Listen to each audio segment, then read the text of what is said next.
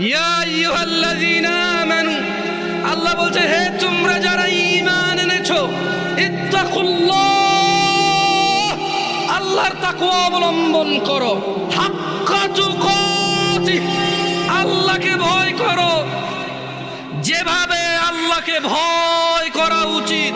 ওয়ালা তামুতুন, আর তোমরা মৃত্যুবরণ করিও না, ইল্লা ওয়া আনতুম মুসলিমুন, মুসলমান হওয়া ছাড়া তোমরা মরিও না।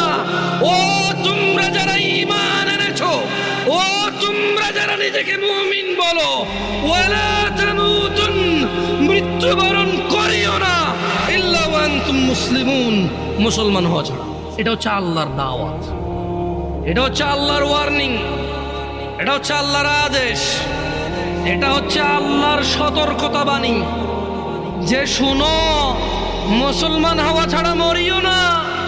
কারণ যে ঈমান ছাড়া মরবে, যে কাফের মুশরিক বেঈমান হয়ে মরবে, সে যত ভদ্র নম্র হোক, সে কোনোদিন জান্নাতে প্রবেশ করবে। আর মুসলমান ও যত খারাপ হোক কেন, তোমরা কি হাদিসে কুদসি পড়ো নাই? আল্লাহর নবী বলেছে, লাউ বালাগাত যুনুবুকা আনানাস সামা। ও তোমরা কি হাদিসে কুদসিটা পড়ো নাই ছোট ভাই আমার, ও পর্দার ছোট বোন আমার? তোমরা কি শোনো নাই যে আল্লাহর নবী বলেছে, লাউ বালাগাত যুনুবুকা আনানাস সামা, তোমাদের গুনাহ যদি আকাশের মেঘমালা পর্যন্ত পৌঁছায়, সুম্মাস্তাগফারতানি, অতঃপর যদি আল্লাহকে বলো, ইয়া আল্লাহ আপনি আমাকে মাফ করেন, আল্লাহ বলছেন গফারতু লাক, তোমাকে মাফ করব, ওয়ালা উবালি, কারো পরোয়া করব না। গুনাহ কোথায় পৌঁছাবে? আকাশের মেঘমালা কোথায়? তারপরে ক্ষমা চাইলে কে ক্ষমা করবে? কারো পরোয়া করবে?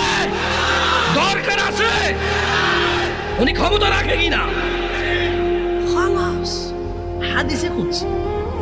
তোমরা কি সূরা ফুরকান পড়ো না ভাই আমার? ওখানে কি আল্লাহ বলে নাই, ইল্লা মান তাব, অতঃপর যে তওবা করবে, ফিরে আসবে, ওয়া আমানা, ঈমান আনবে, ওয়া আমিলা আমালান সালিহা, ঈমান আনার পর কিছু ভালো কাজ কর্ম করবে, ফাউলাইকা ইউবাদদিলুল্লাহু সাইয়্যাতিহিম হাসানাত, আল্লাহ সমস্ত গুনাহকে নেকিতে পরিবর্তন করে দেবে। তোমার গুনাহগুলোকে আল্লাহ নেকিতে সক্ষমতা রাখে কিনা? ওনাকে এটাতে বাধা দেওয়ার কেউ ক্ষমতা রাখে? কেউ প্রশ্ন করার ক্ষমতা রাখে? তোমার গুনাহ হচ্ছে এটা, আল্লাহ বলছে যে তোমার গুনাহ যাই হোক যত হোক, মাপ চাও, ঈমান আনো, ভালো কাজ করো, গুনাহকে কি করবে? নেকি করবে। গুনাহকে কি করবে? অন্যদিকে আল্লাহ বলছে যে গুনাহ যদি কোথায় লাগে? আকাশের মেঘমালা কোথায়? মাপ কার কাছে চাইলে উনি কি করবে? কারো পরোয়া করবে বলছে? আরবিটা শেখো, বলো ওয়ালা উবালি, বলো ওয়ালা উবালি, কারো পরোয়া করব না, এটা আল্লাহ বলছে। আল্লাহ বলছে যে বলো সুম্মাস্তাগফারতানি, যদি আল্লাহর কাছে ক্ষমা চাও, বলো যদি আল্লাহর কাছে ক্ষমা চাও, বলো গফারতু লাক, আল্লাহ বলছে ক্ষমা করব, ওয়ালা উবালি, কারো পরোয়া করি না। এর চেয়ে বেশি কিছু লাগবে তোমার?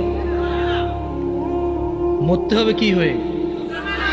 মরতে হবে কি হয়ে?